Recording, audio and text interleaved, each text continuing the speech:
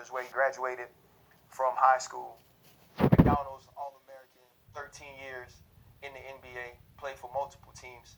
I think I want to start before that, though. So many times people just focus on who you were as a basketball player.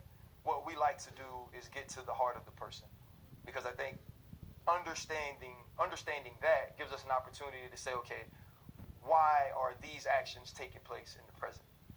You are one of 8 children.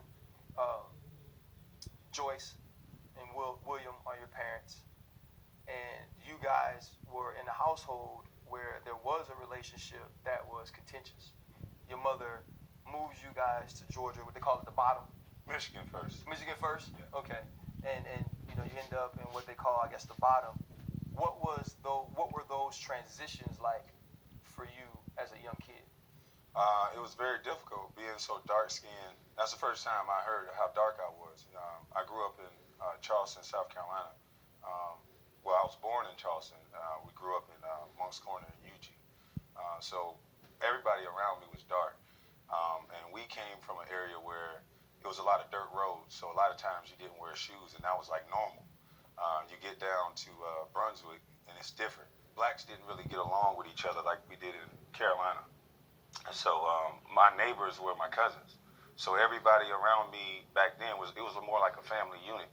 Get to Brunswick, we have cousins, but we're all scattered out. We're not really connected. It was a difficult transition. Speaking different, I have more of a Gullah Geechee dialect. Before I came to Georgia, I remember the teachers and the students picking on us.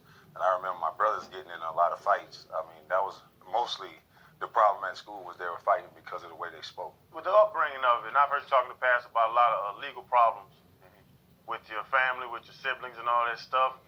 What were some of those? Because I heard you say that there was multiple arrests, multiple prison stints. What was it for? And how did it affect you as the little brother looking up and seeing these dudes really, mess up their lives? Well, I was just waiting on my turn. I got to see older people make mistakes that I thought I could just be better at each individual mistake. And that's what I noticed by being drafted. People didn't want to hear the truth because my life and my household is a small microcosm of what the black community is. It's boys trying to step into the role of a man.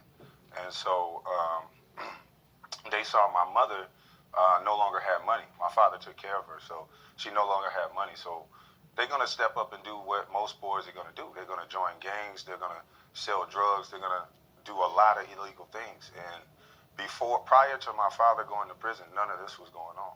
And